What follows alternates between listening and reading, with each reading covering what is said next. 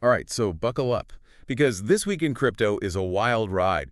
We've got BRICS making power plays, Bank of America clinging to their gold, and enough meme-worthy moments to crash Twitter. Ready to dive in? Let's do it. It's going to be interesting unpacking this week's news. Well, how about we start with the BRICS nations, just casually dropping a demo of their new payment system. Yeah. Like, oh, this. Yeah, it's BRICS Pay, no big deal. What do you make of this? Is this the shake-up the global financial system has been waiting for? I think this demo is a pretty big deal. You know, the BRICS nations have been talking about this alternative system for a while, but actually releasing something tells me they're ready to challenge the dollar's dominance. And the tech behind it, a blockchain-based system that prioritizes decentralization, that's a direct challenge to the current setup. Yeah, it definitely seems like they're done playing nice. And then there's Bank of America, who seem to have missed the memo about, well, everything happening in the last decade. They're all about gold being the last safe haven. Did they just discover the concept of inflation or something? It does feel a bit like they're stuck in the past, right?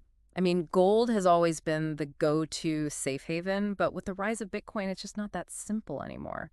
And it's not like their concerns about U.S. debt are unfounded, but you'd think they'd at least acknowledge the potential of Bitcoin as a decentralized store of value. It's like they're building a bunker out of gold bars while Bitcoin is launching rockets into space.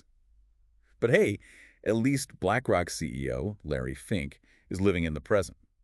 He basically said this week that neither a Trump nor Harris presidency would really shake up crypto prices. That's a pretty bold statement, don't you think? Absolutely. When the CEO of the world's biggest asset manager says something like that, people listen. And I think it speaks volumes about how much the crypto market has matured. It's not some fringe movement anymore. It's becoming its own force to be reckoned with. It's like it's finally graduated from its parents' basement and moved into its own penthouse apartment. Exactly. And it's learned to weather a storm or two along the way, right? I mean, Bitcoin has already gone through so much regulatory scrutiny and political drama, it's proving to be more resilient than some traditional markets. Speaking of making moves, did you catch those massive Tether transfers this week? Yeah. Someone just casually moved like 1.79 billion USDT to Binance?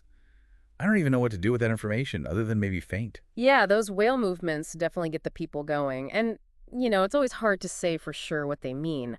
But moving that much Tether onto an exchange like Binance, well, it could mean someone's about to make a big splash in Bitcoin or another cryptocurrency. Makes sense. If I saw a whale that size diving into the crypto pool, I'd want to jump in too. Yeah. It seems like a lot of investors are already there. Have you been following the spot Bitcoin ETF volume? Over $2 billion bucks in a day? That's a whole lot of interest. It really is. It tells me two things. One, more and more investors are looking for a safe, regulated way to get a piece of the Bitcoin pie. And two, institutional investors who might have been a little hesitant before, they're starting to dip their toes into the crypto waters. Yeah, it's becoming more mainstream by the minute. Like, remember when we used to have to explain what Bitcoin was to everyone? I feel like those days are long gone. It's true, crypto's going mainstream. Even Venmo's getting in on the action. Yeah, what about that? They're letting their users buy crypto right in the app now. So you can pick up some Bitcoin with your morning coffee and avocado toast. Seriously, that's huge for bringing crypto to the masses. Venmo's got what, like 60 million users in the US? It's a lot of potential new crypto adopters. Talk about mainstream appeal. Pretty soon we'll be paying our rent in Bitcoin. Maybe.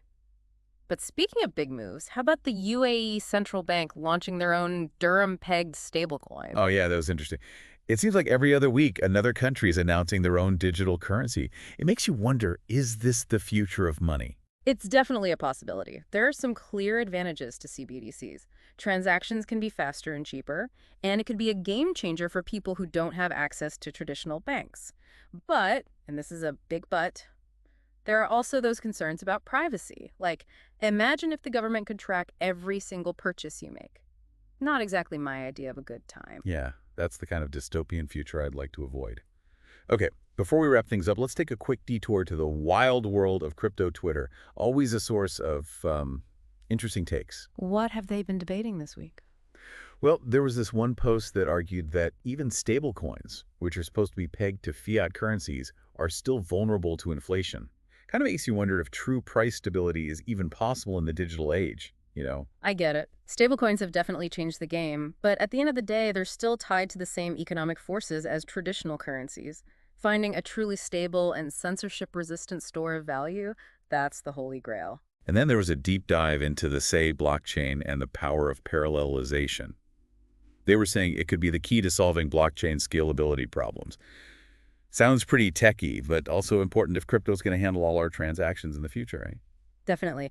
The Say blockchain has a really unique way of processing transactions at the same time, which could be huge for making things faster and more efficient. Okay, one last tweet before we go. This one was short and sweet. Stop trying to convert people to crypto. Focus on your own journey.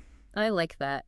The crypto space is full of so much noise, it's easy to get caught up in trying to convince everyone else that you're right.